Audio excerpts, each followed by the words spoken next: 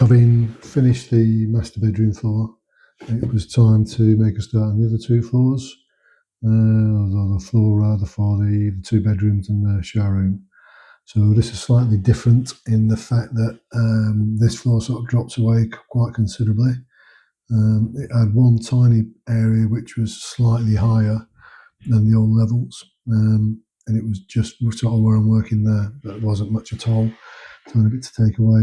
So what I've done here is I've run 4 metre lengths across of the chevron, which I've halved down to sort of 33 mil, or about 1.25 inches.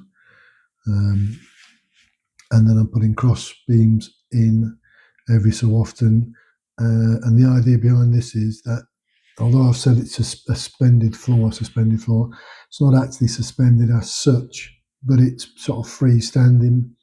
And what I do is I sort of hark back to when I used to do landscaping, and when we used to do decking. In fact, it's a technique that a couple of Kiwis taught me, a couple of New Zealanders taught me, where they sort of put everything on stilts.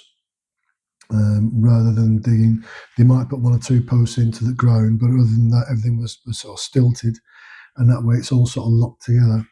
So I'm using the same kind of technique here, and what I'll be doing is putting small stilts directly on top of where the ceiling joists are below, and that way then each of these rails as they run across is supported by practically every ceiling joist that there is in place in this side of the house.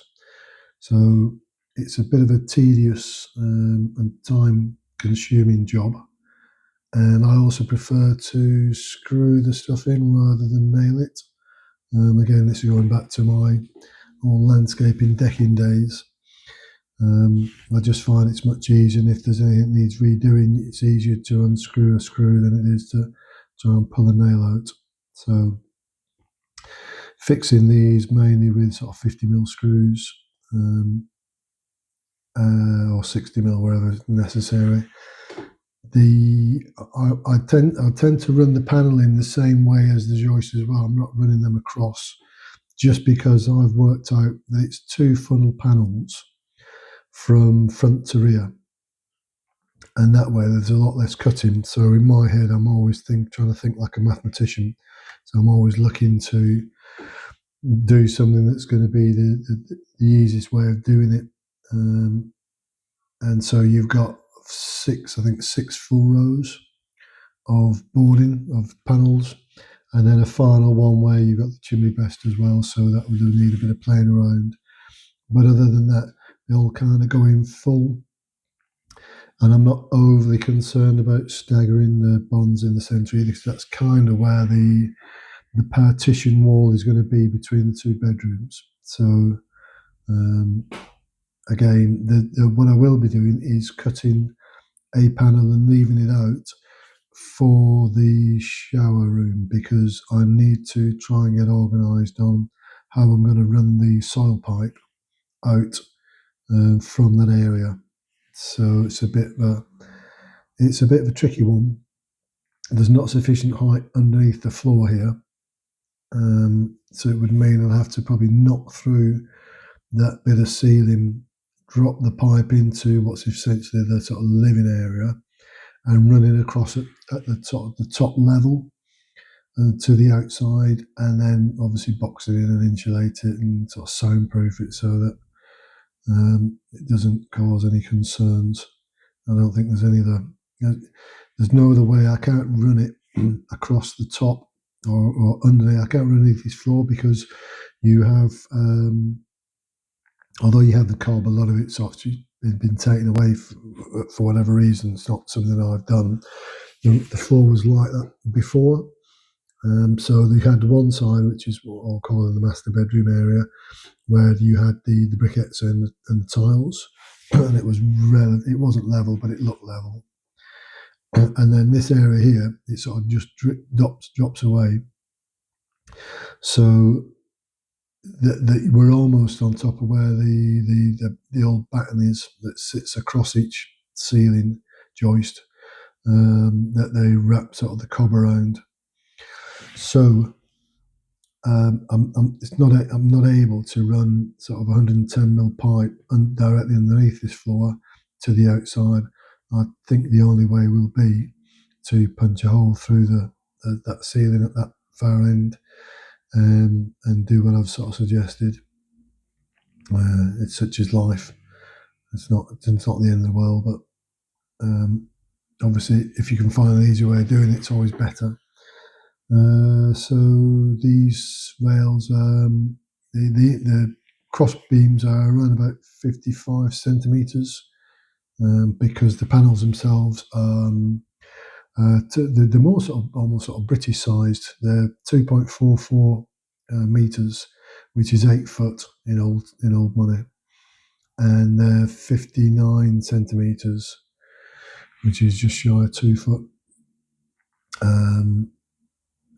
And so they're set, obviously they're centered on the main 4 meter rails, and then the cross beams just help to give it a bit of extra support as well.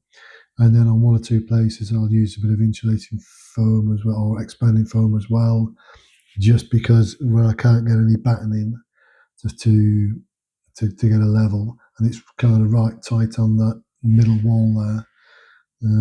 It just helps to just give it a tiny bit of support.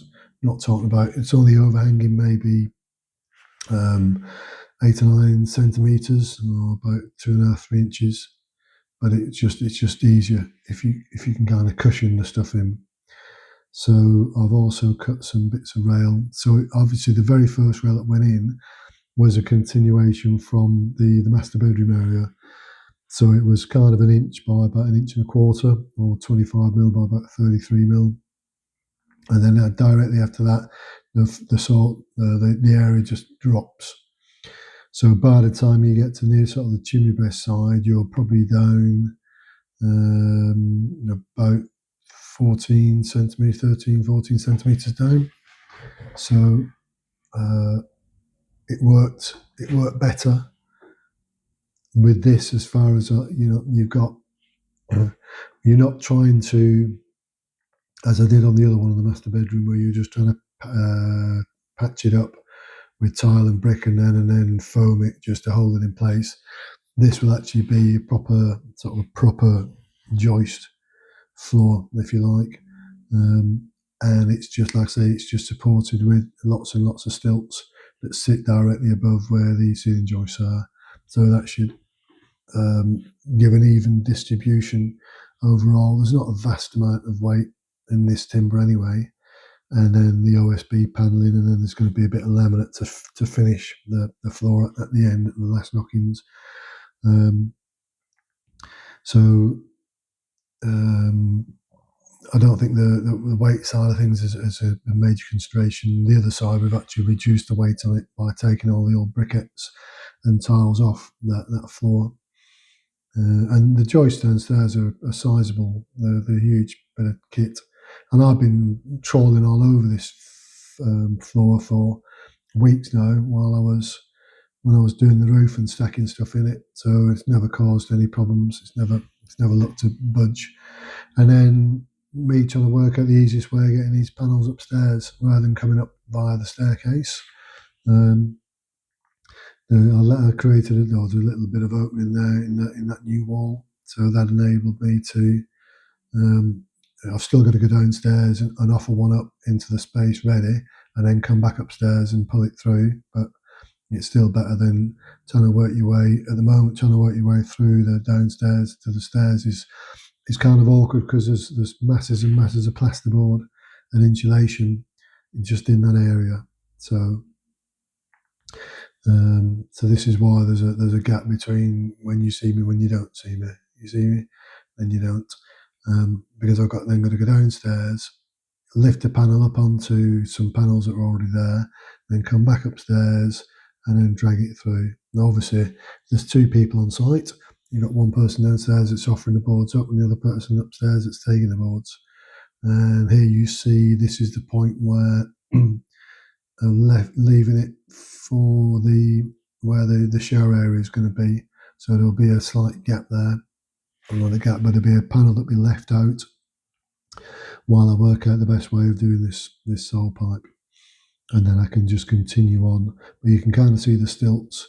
So each stilt is kind of on a little foot, which just gets nailed on the underside, and then it's offered up to the joist, and then it's sort of screwed through. So, and they're all sort of aligned with the ceiling joist. So it sits independently, um, but it's all kind of one now. And it's amazing, really, how much higher this is, considering this is all one level now, coming through from where you come off the top stair. You're dead level with the master bedroom floor, and then obviously you're coming through into here, and this is continuing on a level. And it looks like the level's kind of the level of the what's going to be the window on the right hand side there, which is currently the old loft door, which is kind of hanging off. So maybe at the time they'd worked to certain levels anyway by putting that in. And it looks like by the time I get to that point there, I'll be more or less level with the bottom of the windowsill there, which is quite nice. I hadn't given it a lot of thought, to be honest. I assumed that the window would sit a tiny bit higher, but it looks like it'll sit level. So there you go, that's that.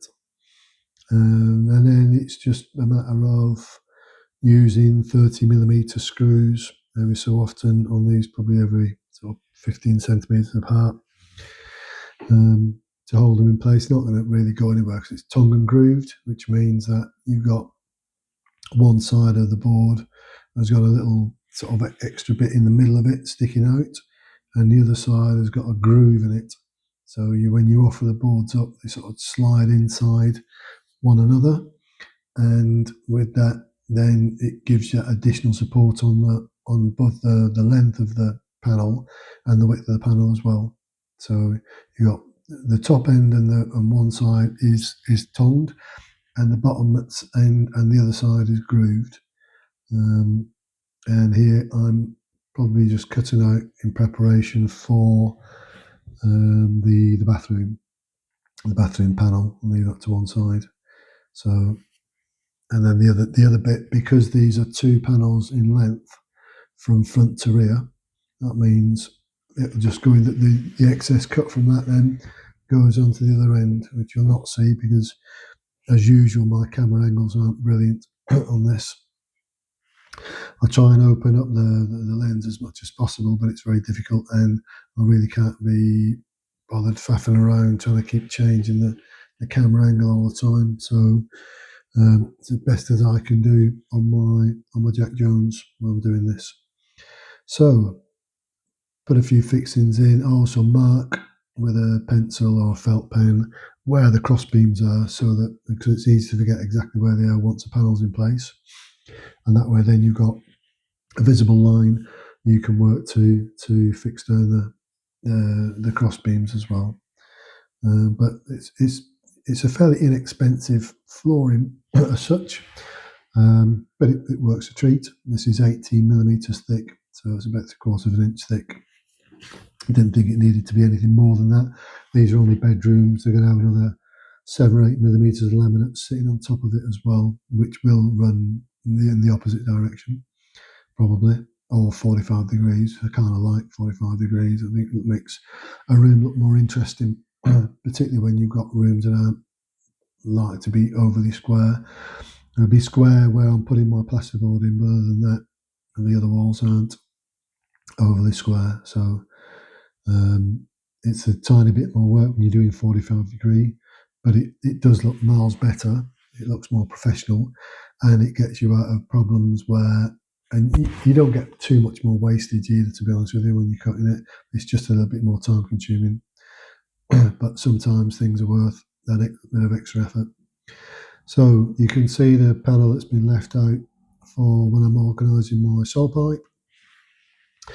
And then every so often, if I feel it's necessary, then I'll put another cross beam in just to give it a little bit more support where the two panels are going to join, which is what I'm about to do now. So put a small bit of battening across there, and that just gives it some more support, even though it's tongue and grooved on that top section as well as the left-hand side. It still gives it a bit of more additional support.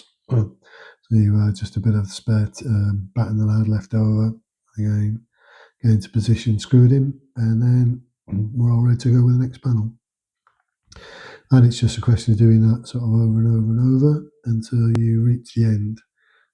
Quite time consuming, but once the floor's down, it should be down for decades.